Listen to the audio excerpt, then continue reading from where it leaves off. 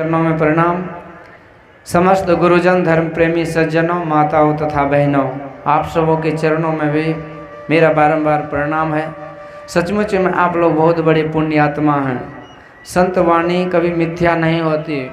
संतों का कहना है कि संत दरस को जाइए, तज ममता अभिमान, ज्यों ज्यों पग आगे धरे कोटि यज्ञ समान।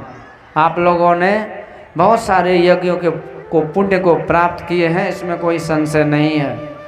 अभी जो है हम लोग ये सत्संग के अंतिम बेला के सत्संग में बैठे हैं। वैसे सत्संग का कोई अंत नहीं होता है। हरि अनंत हरि कथा अनंता, कहि सुनई वो विधि सब संता। वो परमात्मा अनंत है, आनंद के भंडार है, वह पूर्ण रूपेण पूर्ण है। पूर्णता में किसी चीज़ की कमी नहीं रहती है। पूर्णमदः पूर्णमिदं पूर्णात् पूर्णमुदच्यते पूर्णस्य पूर्णमादाय पूर्णमेवावशिष्यते। इसलिए आवश्यकता है हम लोगों को कि उस दिशा में चलने के लिए कहते correct your direction and condition, make sure the achievement is in your hand and there is no goal which can not be achieved. कहते हैं अपने दिशा और दशा को सुधार लीजिए, तो दुनिया में ऐसा कोई लक्ष्य नहीं है जिसको आप प्राप्त नहीं कर सकते हैं। हम लोग हकीकत में यात्रा तो कर ही रहे हैं, कोई रुके हुए थोड़ी रहते हैं। नदियाँ चले चले रे धारा, चंदा चले चले रे तारा, तुझको चलना होगा। जो भी रुका गिर गया वो भंवर में, नाव तो क्या बह जाए किनारा। बड़ा ही तेज समय की ये धारा, तुझको चलना होगा। तो कोई रुके हुए नहीं है। तू न चलेगी तो चल देगी राहें, मंजिल को तरसेगी तेरी निगाहें, तुझको चलना होगा। तो संत महापुरुष कहते चलना तो होगा ही। चलने का नाम ही जीवन है। इसलिए कहते संसरति इति संसार, ये संसार सरक रहा है, खिसक रहा है, इसीलिए तो इसका नाम संसार है। जीवन चलने का नाम है, इसलिए हम लोगों को चलना ही पड़ेगा। इसलिए संत महापुरुष ने कहा, एक परम भक्तिनी सहजोबाई थी, वो कहती हैं कि चलना है रहना नहीं, चलना विश्वावेश, सहजो तनिक सुहाग पे कहा गुहावेश शेष। जब हमें चलना ही है तो सेलेक्ट द प्रॉपर पैथ। संतों ने कहा सही रास्ता चुनो। दो मार्ग है जीवन में चलने के लिए, दो ट्रेनें हैं। एक तो मुक्ति के पथ पर ले जाने वाला है और दूसरा नरक में गर्क में गिराने वाला है। और संतों ने ये दोनों रास्ता, दोनों ट्रेन आपके लिए उपलब्ध ये संसार में ईश्वर के द्वारा है। कहते संत पंथ अपवर्ग कर, कामी भव कर पंथ, कह ही संत कवि कोविद, श्रुति पुराण सदग्रंथ। ये जो संतों का पंथ है, ये संतों का जो संग है, संतों का जो मार्ग है, path of the sages, great sages, कहते संतों का जो मार्ग है वो मोक्ष में ले जाने का है। भले ही धीरे धीरे ले जाएगा, पर ले जाएगा मोक्ष में। धीरे ही अनवरत रूप से, पर एक न एक दिन वहाँ ले जाएगा। ये संतों का मार्ग है। संतों ने इसी मार्ग को अपनाने के लिए कहा। कहते इसके लिए लाख कष्ट हो तो कोई कंप्रोमाइज नहीं, कोई समझौता नहीं। At the any cost you don't have to be compromised with this path. कहते लोग घूस घास दे करके सारे दिशा दशा बदल देते हैं, पर जीवन में ये सबसे बड़ा उपदेश है कि अपने रास्ता को कभी नहीं बदलना है, और ये है संतों का रास्ता। इसलिए तुलसी बाबा कहते हैं वरु भल वास नरक कर त्राता, दुष्ट संग जन देई विधाता। कहते हे विधाता, हमको सारी प्रतिकूल व्यवस्था हमारे जीवन में दे दो। कोई फर्क नहीं पड़ता है, रहने के लिए, खाने के लिए, कोई भी प्रतिकूलता दे दो, नरक में ही डाल दो, कोई फर्क नहीं पड़ता है, पर एक चीज़ हमको जीवन में दे देना। कहते वह क्या? तो अर्थ न धर्म न काम रुचि, गति न चाहो निर्वाण। अब क्या चाहिए? तो जन्म जन्म सिय राम पद, यही वरदान न आन। कहते बस इतना दो कि मुझे उस प्रभु के चरणों में मेरा मन लगे, ऐसे प्रभु के भक्तों के संग मिले, बस इतना दे दीजिए। अहम हरे तव पादैक मूला, दासानुदासो भवितास्मि भूयः। एक दैत्य थे वृत्रासुर, उन्होंने युद्ध क्षेत्र में भगवान से यही स्तुति की थी कि प्रभु यदि अपना संग तो आपका संग तो बड़ा दुर्लभ है, यदि वो नहीं मिले तो आपके दास का संग, पर वो भी बड़ा मुश्किल होता है, इसलिए आप अपने दासों के दास के संग भी दे दीजिए और कुछ मुझे नहीं चाहिए। तो मेरा कहने का है कि सारी प्रतिकूल व्यवस्था आपके जीवन में हो, यदि अच्छा संग हो तो सारी प्रतिकूलता में अनुकूलता हो जाती है। उस जंगल में मंगल हो जाता है, उस दुख में सुख हो जाता है, उस शोक में हर्ष हो जाता है, उस मातम में होली दिवाली हो जाती है। जब उम्रा दरिया उल्फत की हर चारों तरफ आबादी थी, हर रोज नई एक शादी थी, हर रोज मुबारकबादी थी। ये अच्छे महापुरुषों के संग में होता है। इसलिए हर परिस्थिति में, जिस देश में, जिस वेश में, परिवेश में रहो तो प्रभु नाम प्रभु नाम प्रभु नाम कहो। कि अच्छे लोगों का संग यही जीवन को जीने का सूत्र है, सुख में रहने का यही एक तरीका है। गोपीचंद की माँ ने कहा था, बेटा तुम जंगल को जा रहे हो पर मजबूत गढ़ में रहना। राज दरबार के किला मजबूत हुआ करते हैं। पूछा माँ मजबूत गढ़, तो कहते हैं बेटा वही है जो गुरु महाराज कहते हैं, सत्संग गढ़ में वासो। संतों के संग, अच्छे लोगों के संग में रहना। अच्छे लोग आपको देखिए, एक भोरा होता है, भोरा यदि कीड़ी करकट में कचरे में गंदे नाले में रहे तो क्या उसकी गति होती है?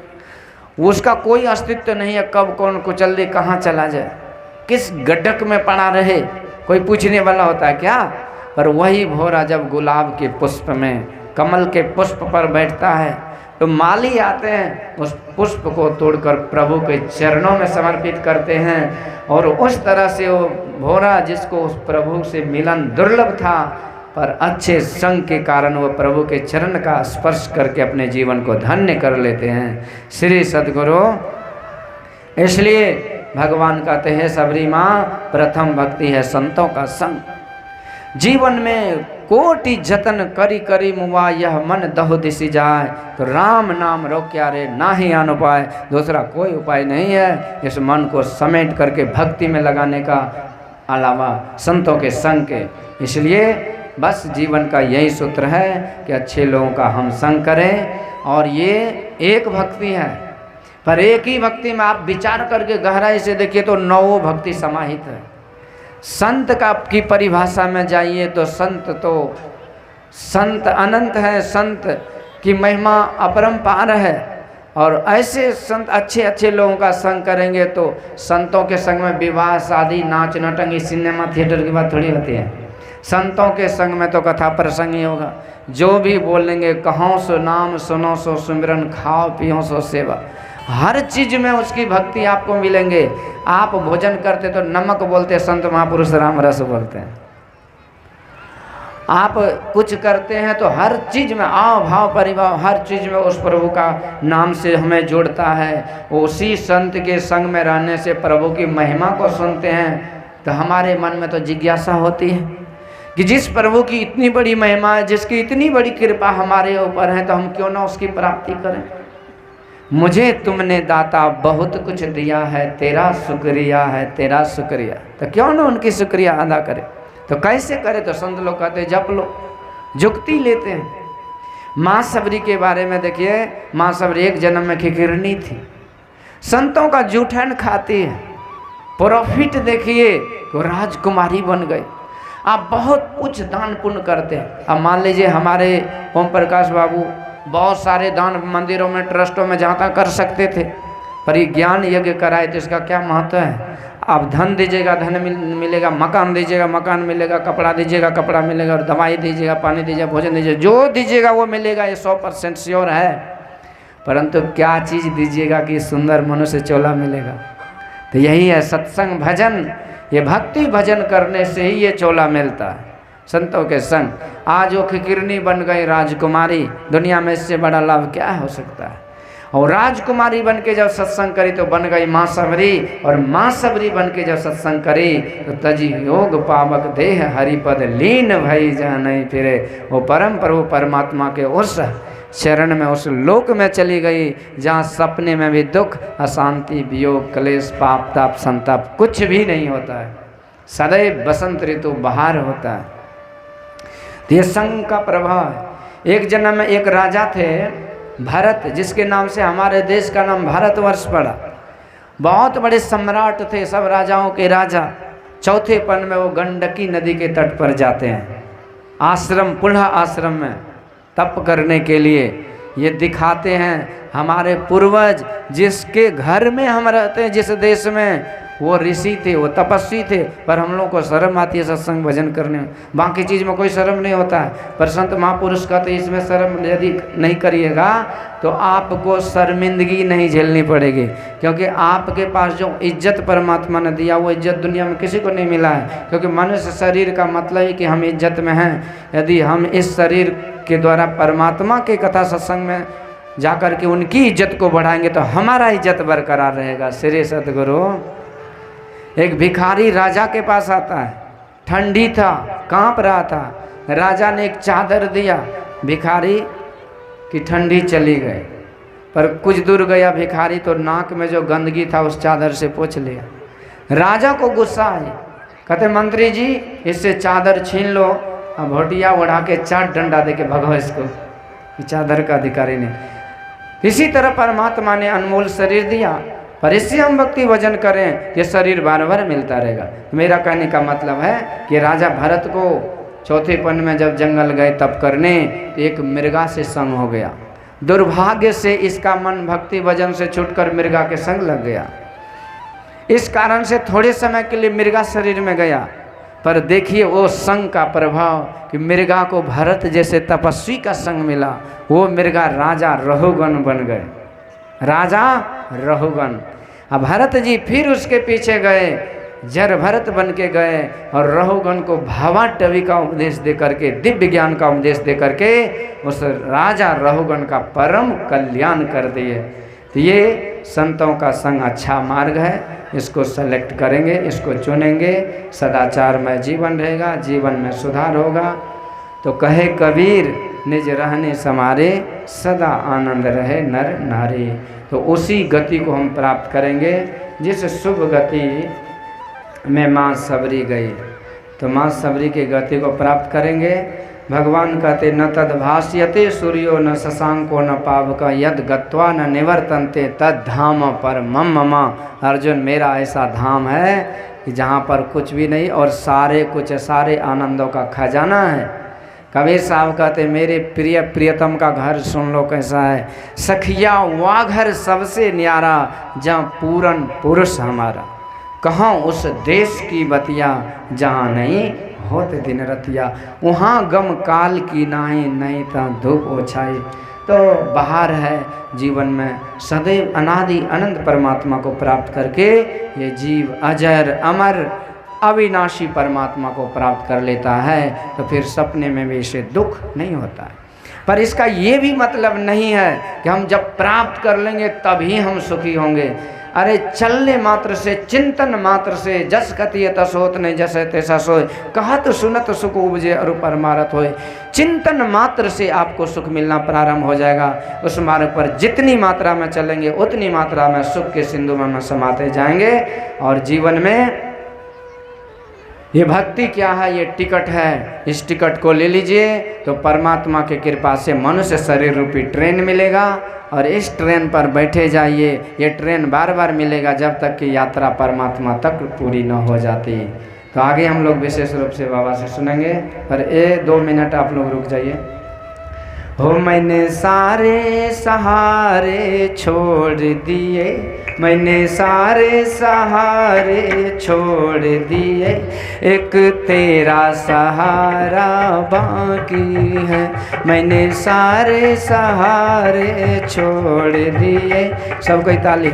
एक तेरा सहारा बाकी है, मुझे चाह नहीं दुनिया भर की, मुझे चाह नहीं दुनिया भर की, मुझे चाह नहीं दुनिया भर की, बस तेरा नजारा काफ़ी है।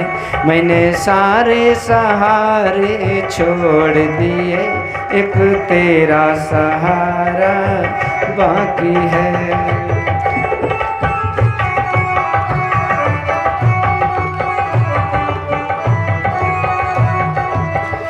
तेरी चाहत में जग छूट गया, पर तू क्यों मुझसे रूठ गया।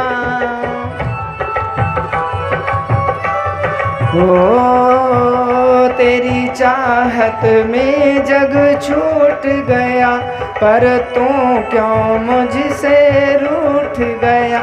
मैं डूब रहा भव सागर में, मैं डूब रहा भव सागर में, बस तेरा नजारा काफ़ी है। मैंने सारे सहारे छोड़ दिए, एक तेरा सहारा बाकी है।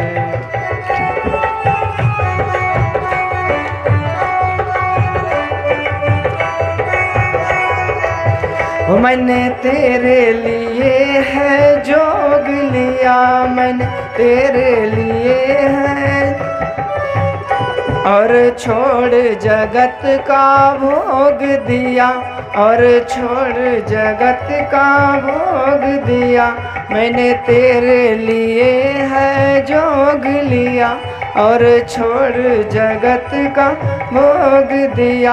रो रो के बुलाना काम मेरा, रो रो के बुलाना काम मेरा, बस आना तुम्हारा बाकी है। रो रो के बुलाना काम मेरा, बस आना तुम्हारा है। मैंने सारे सहारे छोड़ दिए, एक तेरा सहारा। मैंने जब से तुम्हारा नाम लिया, पर जग ने बहुत इल्जाम दिया।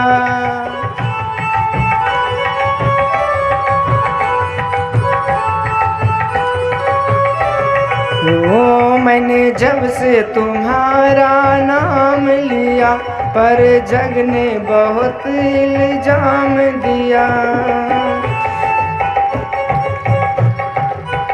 पर तूने मुझे जब थाम लिया, पर तूने मुझे जब थाम लिया, अब मेरा गुजारा काफ़ी है। पर तूने मुझे जब थाम लिया, अब मेरा गुजारा काफ़ी है। मैंने सारे सहारे छोड़ दिए, एक तेरा सहारा बाकी है, एक तेरा सहारा बाकी है। बोलिए श्री सद्गुरु महाराज की।